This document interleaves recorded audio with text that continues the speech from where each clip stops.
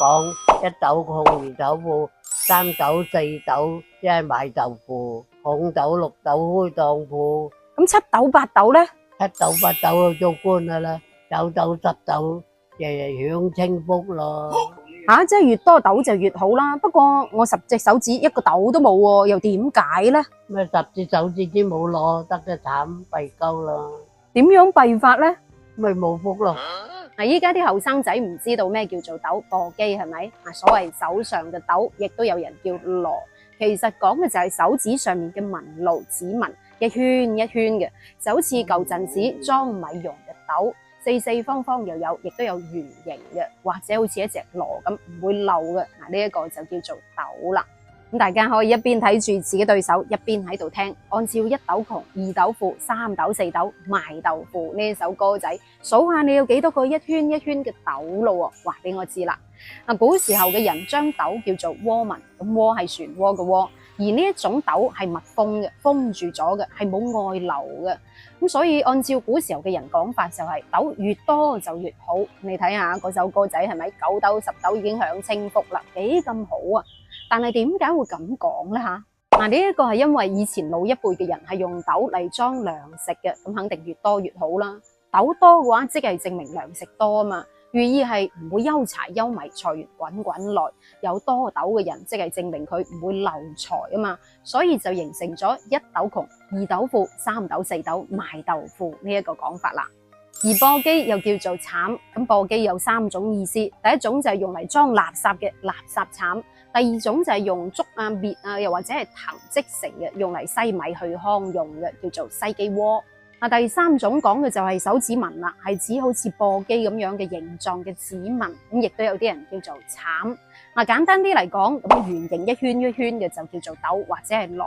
咁如果係開口嘅延伸出去嘅，呢一個就叫做簸箕，又或者係鏟。簸箕同斗係相反嘅，古時候嘅老百姓會用到斗嚟裝糧食，咁如果送糧食出去就會用到個簸箕啦。喺農村生活過嘅人應該都見過，老百姓會用個簸箕嚟將啲糧食鏟入個糧倉嘅，咁所以呢個簸箕喺老百姓心目中就有往外送財、送糧食嘅意思啦。每個人嘅指紋都係獨一無二嘅，斗數、簸箕數都有唔同。咁如果一個斗9個簸箕又點解呢？得一個咯就好慳噶咯，有入冇出。咁2個斗8個簸箕又點解呢？2個咯就好噶啦，佢係好啲啦，生得靚噶啦。咁3斗4斗又係點呢？和和氣氣、普普通通噶啦。咁5個斗又點解呢？5個斗真好命咯。呢一種人係好矛盾嘅，自尊心強，為咗出人頭地，又捱得又做得，除咗對事業比較熱心之外，對其他嘢都好淡薄。咁6個斗又點解呢？好呢個，好型呢個。呢類型嘅人就好爭強好勝，心思細密，唔會屈就，為咗有所作為，係會比人哋諗得多、做得多、付出多啲嘅。咁7斗8斗呢？做官命噶啦。9斗10斗呢？兩堆就好咯。咁9斗10斗係好少有，按照以前老一輩嘅講法就係享清福、享福啦。譬如話做男丁嘅可以無條件繼承家產啊、田地啊咁樣。如果一世人老老實實嘅話，真係可以衣食無憂。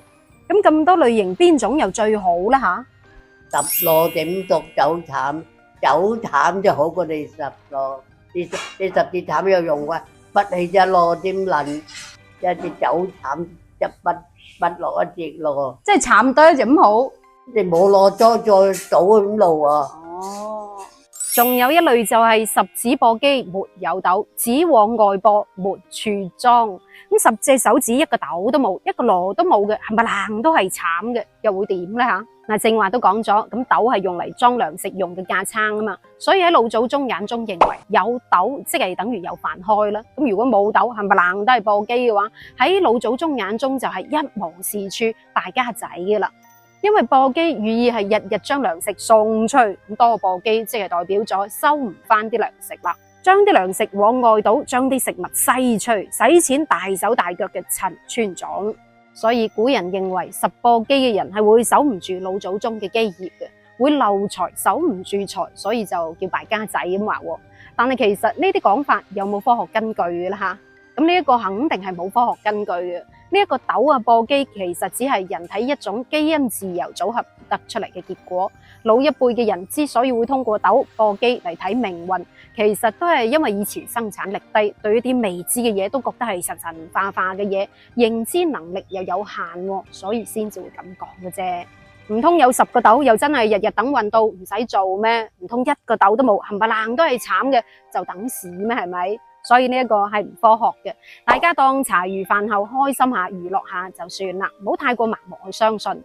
咁好啦，咁到最後又想問下大家，你有幾多個斗、幾多個慘呢？留言分享下，我哋下一期再見，拜拜。